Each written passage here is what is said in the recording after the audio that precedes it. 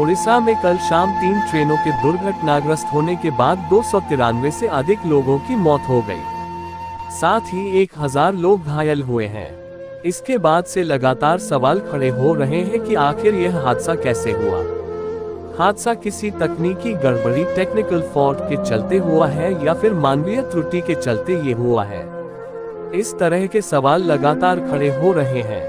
शुक्रवार शाम ओडिशा के बालासोर में 3 ट्रेनों के बीच 2 टक्कर हुई, जिससे कई डिब्बे एक दूसरे के ऊपर आ गिरे। एक यात्री ट्रेन कोरोमंडल शालीमार एक्सप्रेस एक खड़ी मालगाड़ी से टकराने के बाद पटरी से उतर गई और दूसरी ट्रेन यशवंतपुर हावड़ा सुपरफास्ट पटरी से उतरे डिब्बों में दुर्घटनाग्रस्त हो गई।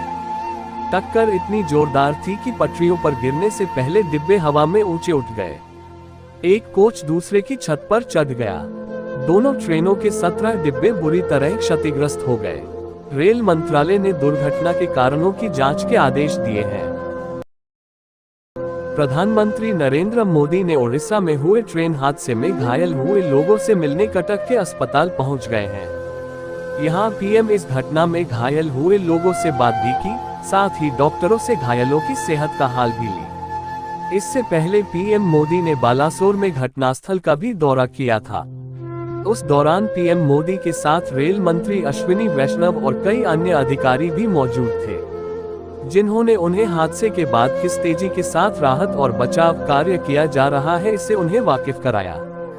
बता दें कि बालासोर में शुक्रवार रात को हुए ट्रेन हादसे में अभी तक 293 यात्रियों की मौत हो चुकी है। वहीं 1000 से ज्यादा लोग घायल बताए जा रहे हैं।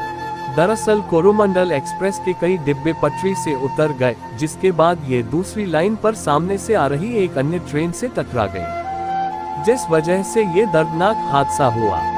असह्य वेदना मैं अनुभव कर रहा हूं और अनेक राज्यों के नागरिक इस यात्रा में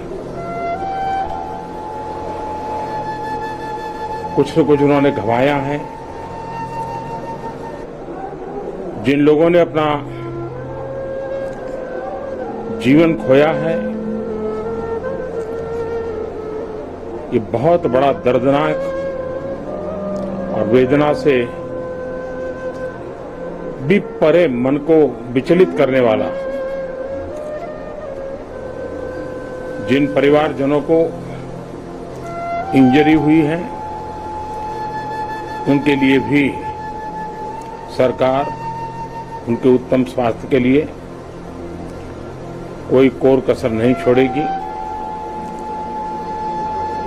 जो परिजन हमने खोए हैं वो तो वापस नहीं ले पाएंगे,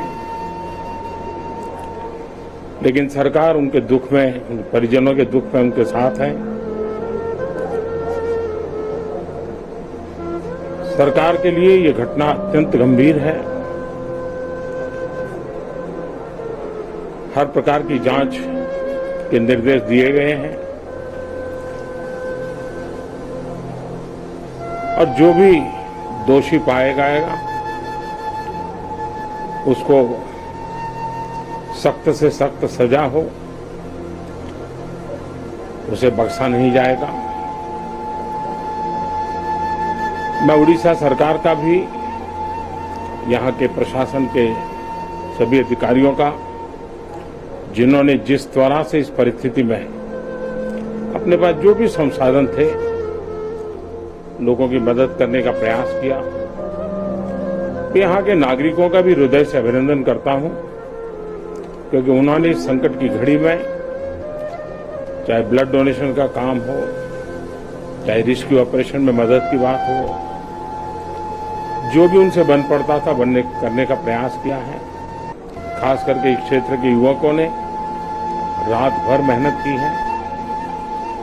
मैं इस क्षेत्र के नागरिकों का भी आदरपूर्वक नमन करता हूं कि उनके सहयोग के कारण ऑपरेशन को तेज गति से आगे बढ़ा पाए।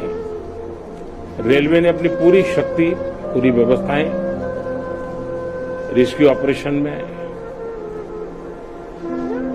आगे रिलीफ के लिए और जल्द से जल्द ट्रैक रिस्टोर हो, यातायात का काम तेज गति से फिर से आए, इन तीनों दृष्टि से सुविचारित रूप से प्रयास आगे बढ़ाया है। लेकिन एक दुख की घड़ी में मैं आज स्थान पर जाकर के सारी चीजों को देख करके आया हूं। अस्पताल में भी जो घायल नागरिक थे उनसे मैंने बात की है। मेरे पास शब्द नहीं है इस वेदना को प्रकट करने के लिए, लेकिन परमात्मा हम सबको शक्ति दे कि हम जल्द से जल्द इस दुख की घड़ी से निकले। मुझे पूरा विश्वास है कि हम इन घटनाओं से भी बहुत कुछ सीखेंगे और अपनी व्यवस्थाओं को भी और जितना नागरिकों की रक्षा को प्राथमिकता देते हुए आगे बढ़ाएंगे। दुख की घड़ी है, हम सब प्रार्थना करें